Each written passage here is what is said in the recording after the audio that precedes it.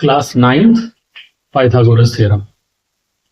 Pythagoras theorem में क्या ऐसी चीज है जो आपको बहुत इंटरेस्टिंग लगती है? कुछ ऐसा है क्या? बहुत कुछ चीजें हैं उसमें जो आपको इंटरेस्टिंग लगती हैं, और वो ऐसा चैप्टर है ये जिसे आप बहुत ज्यादा आसानी से कर ले जाते हैं। वो टेढ़ा नहीं है पूरा का पूरा चैप्टर। तो पाइथागोरस थ्योरम में है क्या, थोड़ा सा उस पर बात करते हैं। देखिए, जब आप कोई एक राइट एंगल ट्रायंगल बनाते हैं, मान लीजिए ये आपने एक ट्रायंगल बनाया और यहां पर 90 डिग्री एंगल है और इसे आप ए, बी और सी कहते हैं। 90 डिग्री के ठीक सामने जो साइड होगी उसे आप हाइपोटेनस कहेंगे। 90 डिग्री के ठीक सामने अगर कोई साइड है तो उसे आप हाइपोटेनस कहेंगे। और जैसे अगर मैं आपसे ये कहूं कि एक लाइन इस तरह से है और दूसरी लाइन इस तरह से है, ये सीधी, और एक लाइन इस तरह से है, तो इसमें 90 डिग्री तो यहां बन जाएगा। तो 90 डिग्री के ठीक सामने ये जो साइड है इसे आप हाइपोटेनस बोलेंगे। एक दूसरी सीन ऐसे समझते हैं, मान लीजिए इस तरह से कोई एक साइड है, फिर इस पर आपने कुछ इस तरह से परपेंडिकुलर बना रखा है। अगर आपने इसे मिलाया और कहा कि ये एंगल 90 डिग्री है, तो 90 डिग्री के ठीक सामने वाली साइड को हाइपोटेनस कहते हैं। तो हाइपोटेनस जो होती है वो हमेशा 90 डिग्री के ठीक सामने वाली साइड होती है।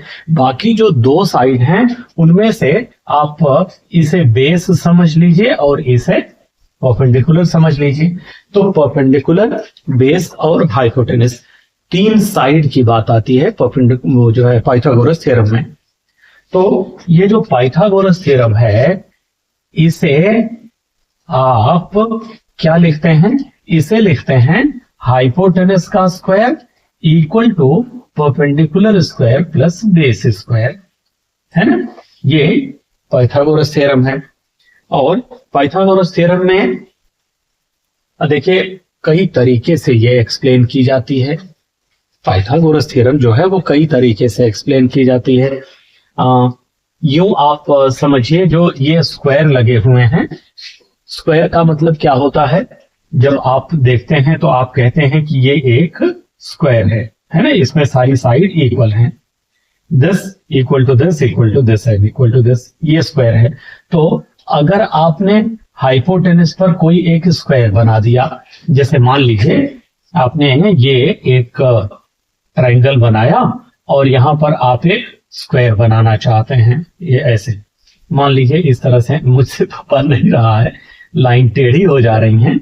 आप अगर इस तरह से कोई एक स्क्वायर बना देते, हालांकि स्क्वायर बना नहीं, लेकिन just suppose this equal to this equal to this equal to this, और इसी तरह से यहां पर अगर आप कोई एक स्क्वायर बना देते हैं बेस पर, यानी this is equal to this is equal to this is equal to this, ये सारे एक दूसरे के इक्वल हैं।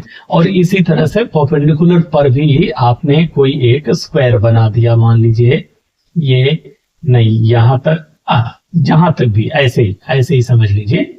मान लीजिए कुछ इसी तरह से अगर आपने ये कोई एक स्क्वायर बना दिया जिसमें कि ये साइड ये साइड ये साइड और ये साइड आपस में इक्वल हैं, तो आप हमेशा पाएंगे कि ये जो स्क्वायर बना है ये और ये जो बना है ये, इसका एरिया और इसका, इन दोनों का एरिया ऐड कर दीजिए, जितना आएगा वो इसका जो एरिया होगा उसके इक्वल आएगा, जो एरिया इसका होगा इसके इक्वल आएगा। यानी हाइपोटेनस का जो स्क्वायर है वो sum of the squares of these two, area of the sum of, मतलब कहने का मेरे मतलब सिंपल तरीके से मैं आपको कहना है, सिंपल ये चाह रहा हूं कि इसको कई तरीके से एक्सप्लेन किया जा सकता है। और हम चल रहे हैं इसके सीधे सीधे क्वेश्चन पर, है ना। आइए, क्वेश्चन मैंने लिख करके रखे हैं, तो आइए बात करते हैं क्वेश्चन पर। A rectangular field is 40 meter long and 30 meter broad.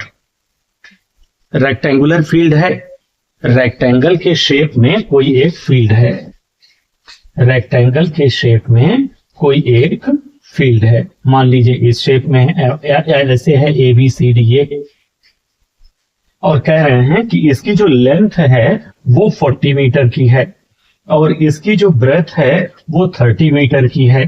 तो बताइए इसका डायगोनल कितना होगा। तो देखिए डायगोनल तो ऑब्वियस सी बात है ये होगा। तो अगर ये डायगोनल आप निकालना चाहते हैं तो आप जानते हैं कि यहाँ पर 90 डिग्री का एंगल है। 90 डिग्री के सामने का जो साइड BD है ये हाइपोटेनस होगा और ये बेस का काम करेगा, ये परपेंडिकुलर का काम करेगा।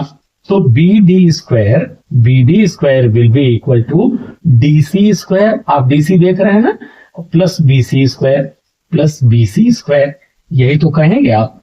देखिए hypotenuse square equal to perpendicular square plus base square.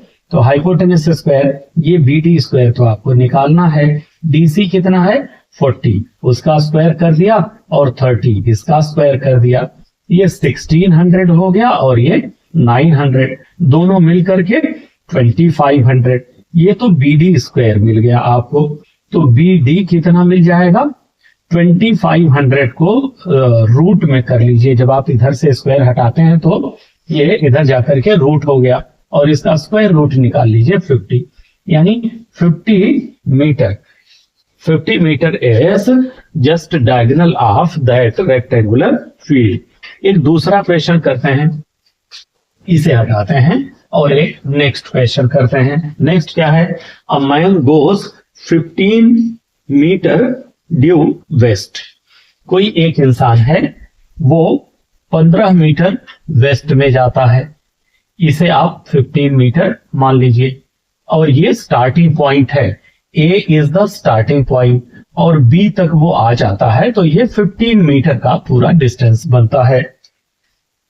And then 8 metre due north, यहीं से नॉर्थ में वो जाता है। सीधी लाइन, आप इसे सीधी लाइन ही समझा करिएगा थोड़ा सा। ड्राइंग मेरी बड़ी अच्छी है तो ये 8 मीटर है ना, 8 मीटर है। तो कहा जा रहा है कि अब आप बताइए कि वो स्टार्टिंग पॉइंट से कितने डिस्टेंस पर है। तो स्टार्टिंग पॉइंट तो ये है भाई, तो बताइए यहां से वो कितने डिस्टेंस पर है ना, ये पूछा जा रहा है। अगर आप इसे AB और C मान लेते हैं तो ये देखिए AC जो है वो हाइपोटेनस का काम करेगा, that will be equal to BC square plus AB square. तो AC square will be equal to this is 15 square plus this one is 8 square। 15 का स्क्वायर क्या होता है 225 और 8 का स्क्वायर 64, इन दोनों को ऐड कर देते हैं तो ये आपको 289 मिल जाता है। तो केवल AC क्या मिलेगा, यहां से स्क्वायर हटाइए तो ये चीज रूट में आ जाएगी 289, यानी ये 17 आ गया। तो AC इक्वल टू 17 मीटर, ये 17 मीटर। तो उसका जो है ओरिजिनल जहां से वो चला था वहां से 17 मीटर के डिस्टेंस पर है। और उसे आप किस डायरेक्शन में लेंगे, तो आप यहां से यहां तक, ये जो डायरेक्शन है ये वेस्ट है और ये नॉर्थ है, और ये ईस्ट हो गया, ये नॉर्थ हो गया और ये साउथ हो गया। तो ये जो डायरेक्शन जा रही है वो क्या जा रही है, नॉर्थ और वेस्ट। तो ये वेस्ट और नॉर्थ डायरेक्शन हो जाएगा।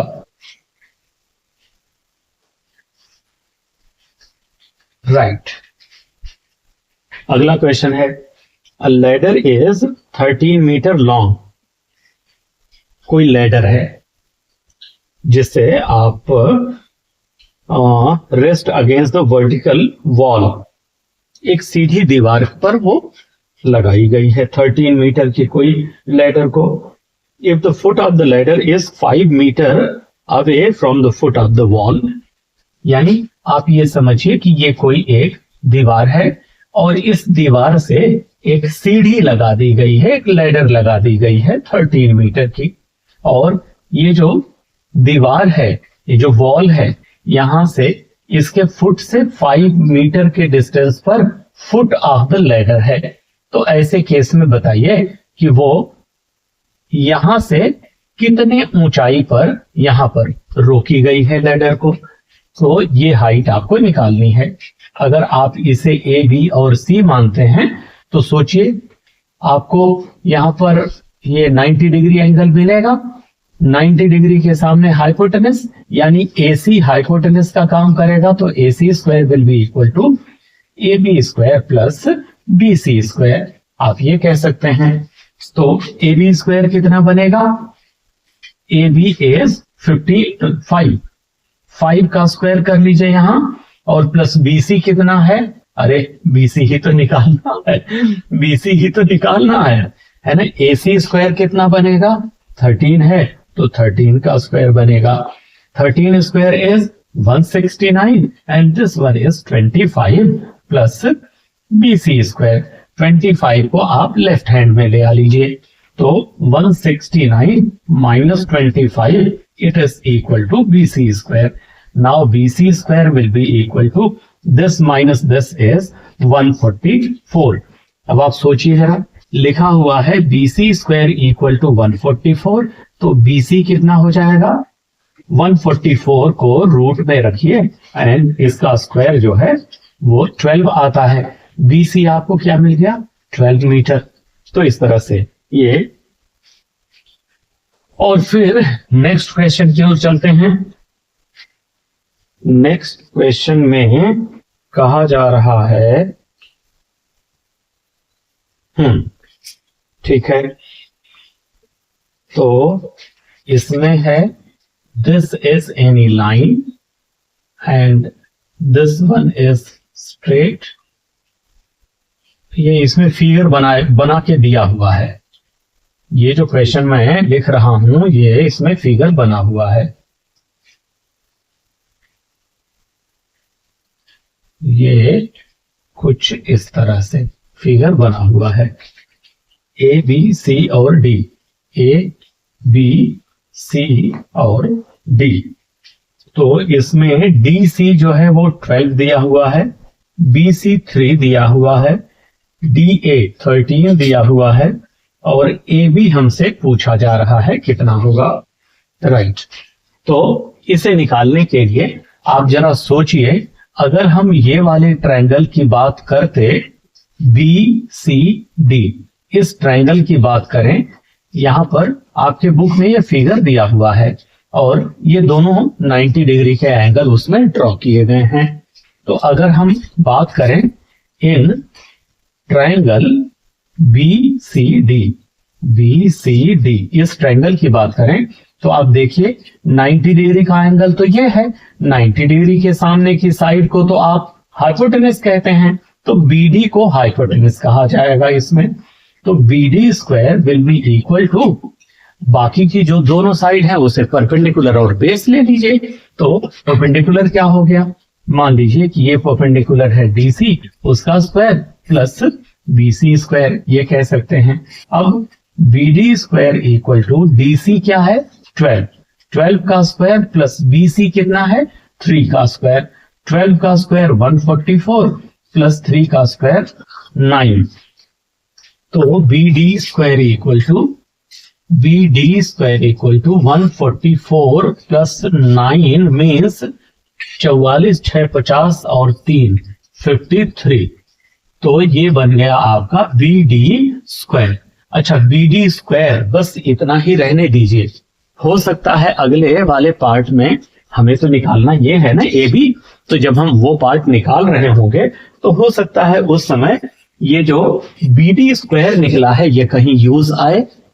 इसका जैसे हर बार हम लोग क्या कर रहे हैं, केवल बीडी निकालिए, बीडी हमें चाहिए तो बीडी निकालिए, बीडी निकालिए तो 153 को रूट में कर देते हैं।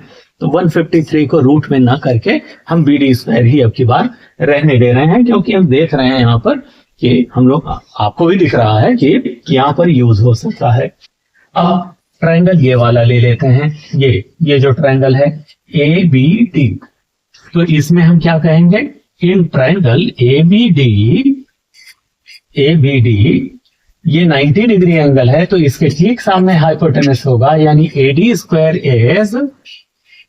इज हाइपोटेनस, तो AD square is hypotenuse square equal to perpendicular square plus base square. तो परपेंडिकुलर आप मान लीजिए AB, तो ये AB स्क्वायर प्लस ये मान लीजिए BD, तो उसका स्क्वायर AD स्क्वायर, AD कितना है 13 है, उसका स्क्वायर कर दिया। AB कितना है, अरे भाई यही तो निकालना है, प्लस BD कितना, BD स्क्वायर कितना है, BD स्क्वायर इज 153, ये हो गया। 13 का स्क्वायर 169 होता है, और 153 को आप लेफ्ट हैंड में ले आइए, माइनस हो जाएगा 153, और यहां बचा AB स्क्वायर, और 153 और 7 है 60 and 9 16 is equal to AB square, तो this is 4 square, it means आप कह सकते हैं कि AB is 4। तो इस तरह से ये वैल्यू मिल जाती है आपको AB की।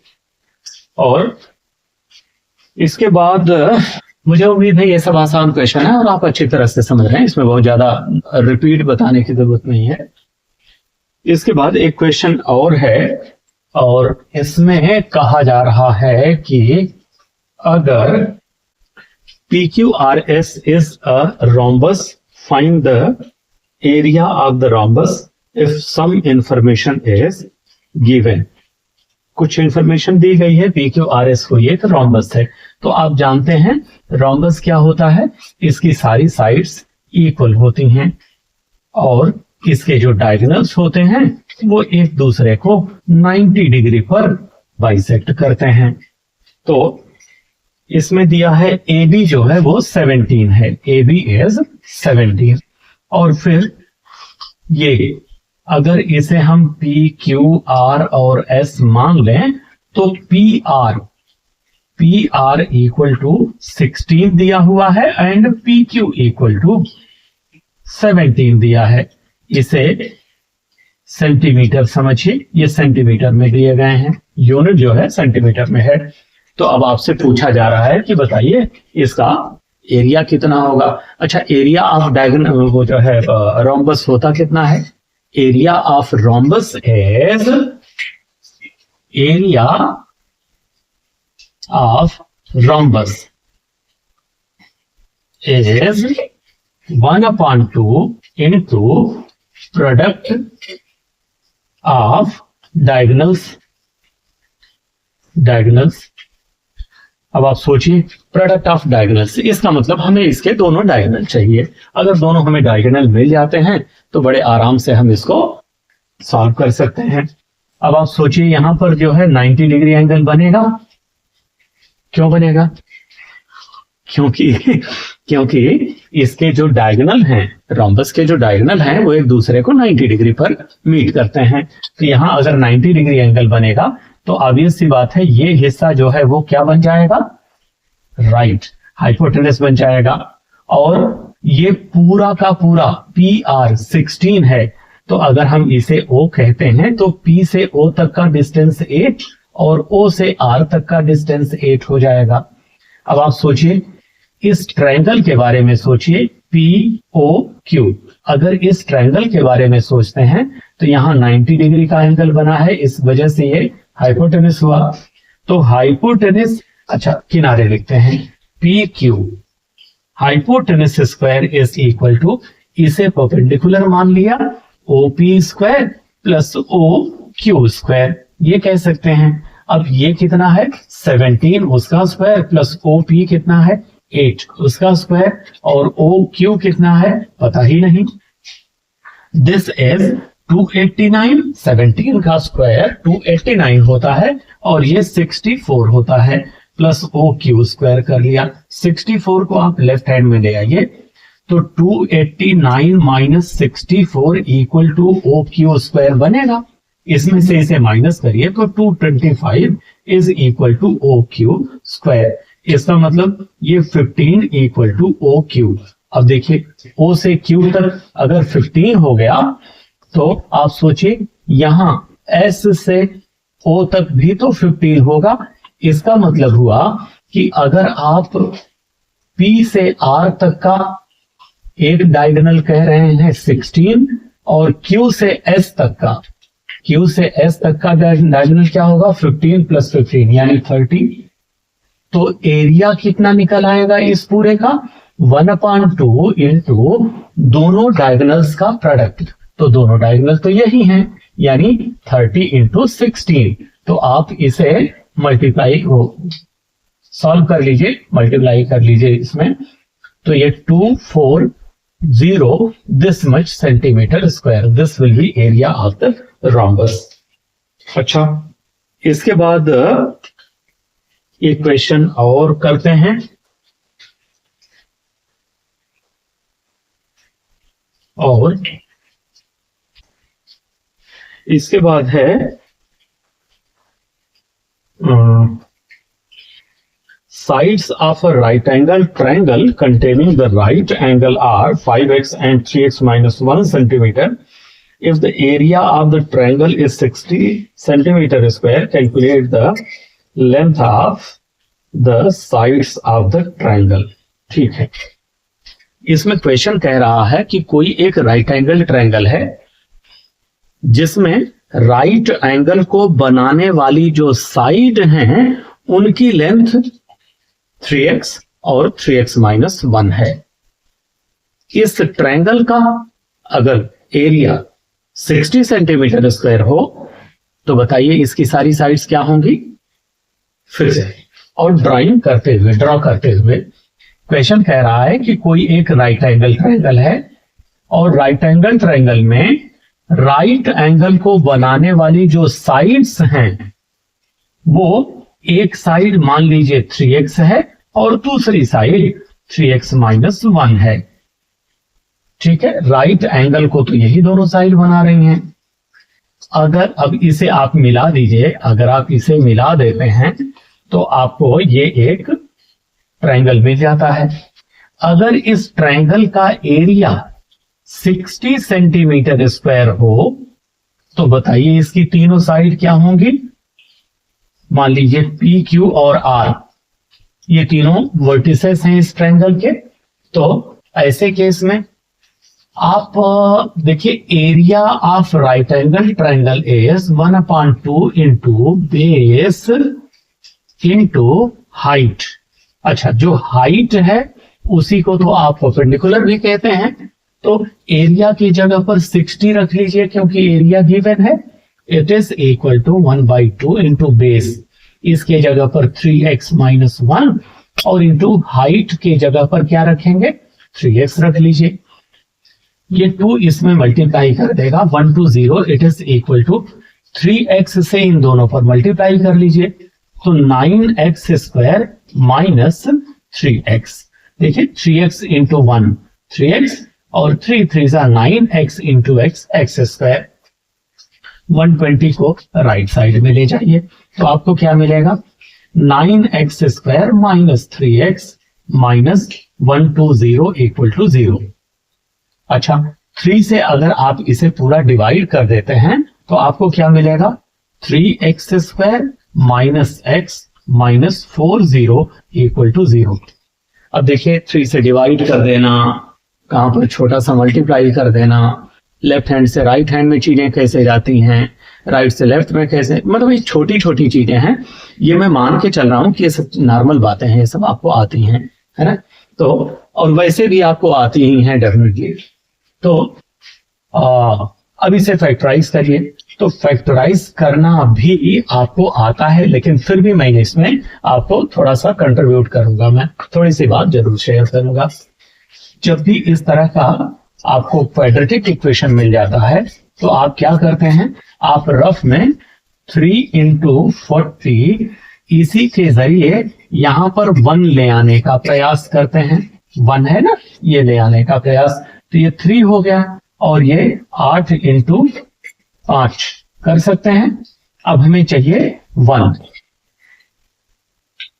ये ठीक है ना, 3 3s 3 1s 3 4s and this, और इससे तो 1 नहीं मिलने वाला है। अब हमें थोड़ा और चेंज करते हैं, 3 into 2 into 2 into 2 into 5। देखिए 8 को हम लोगों ने 8 को 3 हिस्से में बांट लिया। अब इसी से हमें 1 ले आना है, तो क्या करें, ये 5 है, ध्यान रखिएगा 5 है, 5 to the 10 और 3 to the 6, 6 to the 12। ये फैक्टर नहीं बन रहा है, क्वेश्चन मैंने सही लिखा है 5x हो, क्वेश्चन में गड़बड़ी है, डोंट वरी। यहां पर ये 5 है, ये 5 है, तो ये जो 3x है वो 5 बन जाएगा, डोंट वरी। 5 into 3 यानी 15x स्क्वायर ये बन जाएगा फिर, और 5x into 1 यानी ये 5x बन जाएगा। और अब ये 15x स्क्वायर, यहां देखिए 15, और ये बन जाएगा 5 और 1 to 0 और ये इतना। अब ये लाइन टोटल चेंज हो जाएगी, मतलब कोई बहुत ज्यादा उसमें चेंज नहीं है, बस यही यहां पर 3x नहीं 5x होना चाहिए था। तो इससे क्या बनेगा, 5 से हम अगर डिवाइड कर दें तो 3x square minus x and minus 5 2s and 5 4s equal to 0। अब 3 into 24 इसी के जरिए हमें यहां पर 1 चाहिए, तो 3 into 24, तो 3 into 8 into 3। अब इन दोनों को अगर मल्टीप्लाई कर लें तो 9 और ये 8, 9 माइनस 8 करने से 1 मिल जाएगा। तो आप इसे कैसे सॉल्व करते हैं, 9 माइनस 8 ये आप लिख लेते हैं 1 के जगह पर, और x ब्रैकेट ये चीज ब्रैकेट में ही होनी चाहिए, माइनस 24 ब्रैकेट में रखने से थोड़ा सा हम सेफ साइड हो जाते हैं, ताकि हमसे गलती होने की संभावना कम हो जाए, पॉसिबिलिटी। तो 3x square minus 9x plus 8x, आप समझ रहे हैं, ब्रैकेट ब्रेक करने से पहले चेक करिए, अगर पहले माइनस है तो ब्रैकेट के अंदर का साइन चेंज हो जाएगा, minus 24 it is equal to 0। अब इन दोनों में से 3x कॉमन ले लिया आपने, तो 3x minus 3, but 3x common ले लिया तो चलिए फिर से 3x अगर कॉमन ले लिया तो देखिए 1 एंड दिस इज x, तो x बचा यहां माइनस 3 3s 9, तो 3 हुआ, प्लस ये जो प्लस लगा है वो लगा लिया, 8 इन दोनों में से कॉमन कर लिया आपने, तो x माइनस 3 और इक्वल टू 0, x माइनस 3 और 3x प्लस 8 इक्वल टू 0। इससे आपको क्या मिल जाएगा, इससे मिल जाएगा x minus 3 equal to 0, this means x equal to 3, या फिर this is 3x plus 8 equal to 0, it means x equal to minus 8 upon 3। तो अगर x के जगह माइनस 8 अपॉन 3 हम रख देते हैं तो ये साइड माइनस में आएगी, तो माइनस में कोई साइड नहीं होती है, इसी वजह से हम इसे नहीं लेंगे, यहां पर हम लिख सकते हैं नॉट पॉसिबल।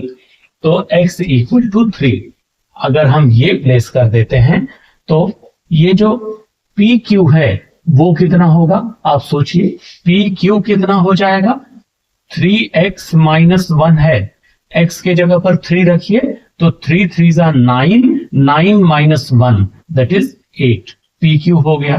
फिर इसी तरह से QR कितना होगा, QR equal to 5 into x, x के जगह पर 3 यानी ये 15 हो गया, QR आ गया।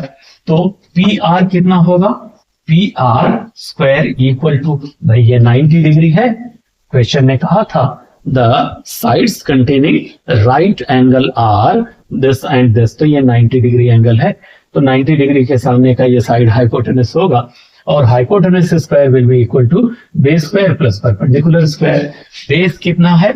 PQ, तो PQ का स्क्वायर कर दीजिए, यानी 8 का स्क्वायर 64 प्लस परपेंडिकुलर PR है तो सॉरी QR है तो QR 15 है, उसका स्क्वायर कर दीजिए 225। इन दोनों को ऐड कर दीजिए 289, यानी ये 17 का स्क्वायर है।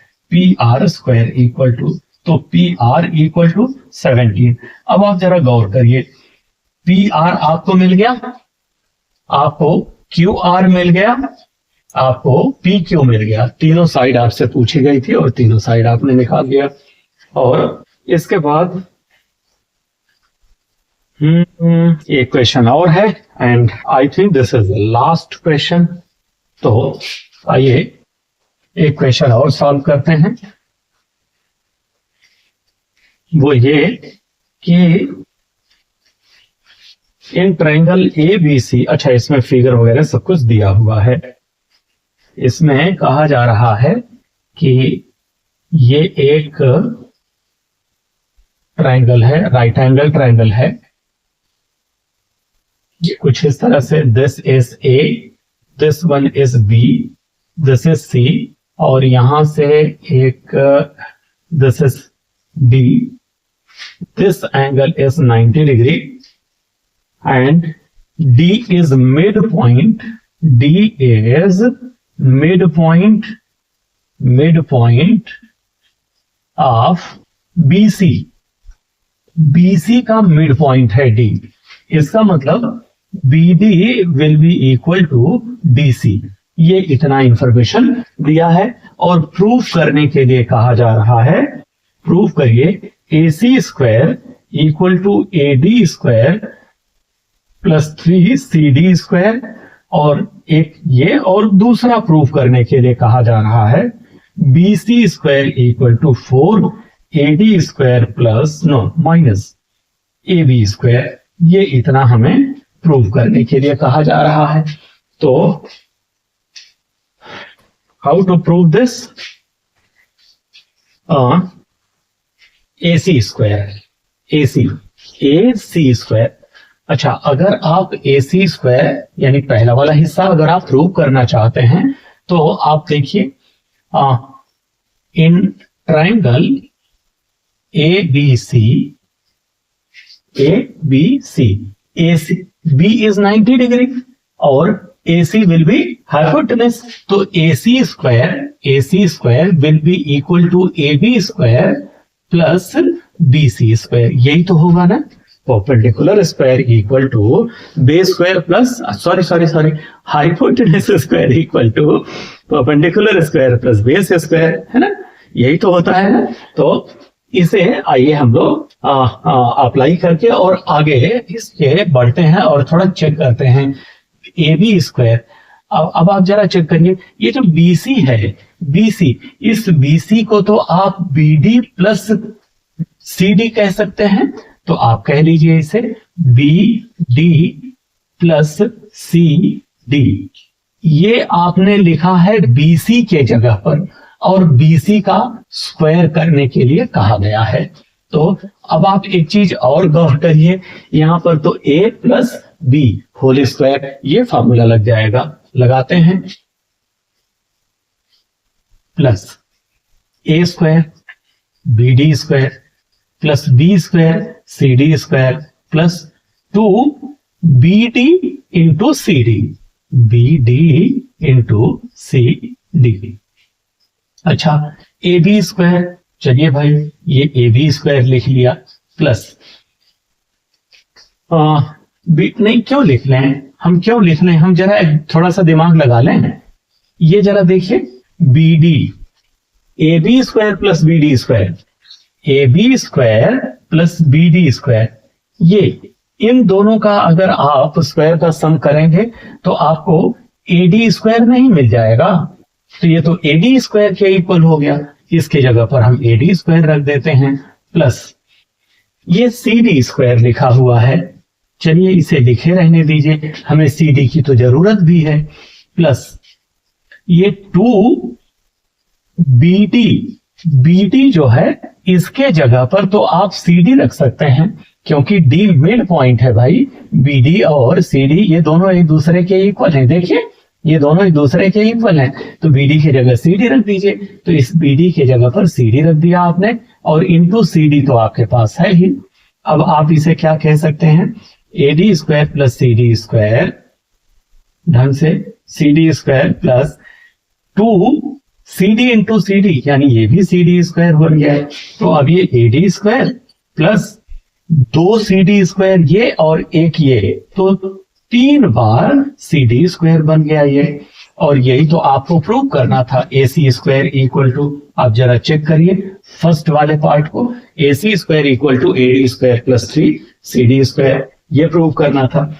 इसके बाद ये वाला BC स्क्वायर है ना, BC square equal to 4AD square और माइनस AB स्क्वायर, ये करना है, यही करना है। 4 ठीक है, AD square minus AB square, हाँ ठीक है। ये तो इसे हटाते हैं और दूसरा वाला हिस्सा इसका हम लोग नेक्स्ट पार्ट सॉल्व करते हैं। तो हमें चाहिए BC स्क्वायर। अच्छा, तो अगर हम BC की बात करें, केवल BC की बात करें, तो BC को हम क्या लिख सकते हैं, BD plus DC, BD plus CD ये लिख सकते हैं। और अगर दोनों साइड का स्क्वायर करते हैं हम, तो हमें मिल जाएगा BC का square equal to BD plus CD और इसका होल स्क्वायर, ये मिल जाएगा। ठीक है, BD प्लस CD, राइट। अब इस पर अगर हम A square plus B square plus 2AB लगाते हैं, तो हमें मिल जाएगा BD square plus CD square plus 2BD into CD, ये मिल जाएगा। अब इसके बाद BD स्क्वायर ये रहा, CD स्क्वायर ये रहा, 2BC इंटू CD आगे वाला हिस्सा। तो आप सोचिए, ये जो BD है ये रहने दिया हमने, प्लस ये जो CD है इसके जगह पर BD रख दिया हमने, और प्लस ये 2 लगा हुआ है BD, ये हमने रहने दिया, और ये जो CD है इसके जगह पर BD रख दिया। अभी तक तो ये ठीक है। फिर ये जो यहां पर भी तो स्क्वायर है ना, तो ये BD स्क्वायर 2 बार ये BD स्क्वायर बन गया, ठीक है, प्लस BD इंटू BD यानी 2, और ये रहा BD इंटू BD स्क्वायर। अब ये हो गया 4 और ये BD स्क्वायर हो गया। अच्छा, ये BC स्क्वायर के इक्वल आ रहा है, तो BC स्क्वायर इक्वल टू 4। अब आप जरा सोचिए, BD स्क्वायर यानी ये वाली जो लाइन है, जब आप इस ट्रायंगल की बात करेंगे तो इस ट्रायंगल में आप क्या पाएंगे, AD स्क्वायर आप पाएंगे, AD square is equal to, ए थोड़ा छोटा कर लेते हैं, AD square equal to AB square plus BD square, AB square plus BD square.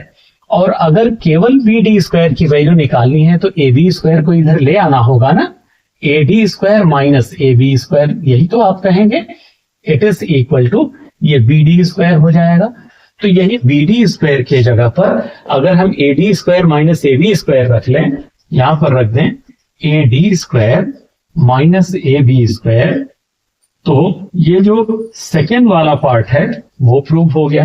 तो इस तरह से इसमें कुछ क्वेश्चन हम लोगों ने सॉल्व किया। अगर आपको कुछ क्वेश्चंस और मुश्किल आते हैं तो आप जरूर शेयर करिएगा, और मिलते हैं एक दूसरे के साथ।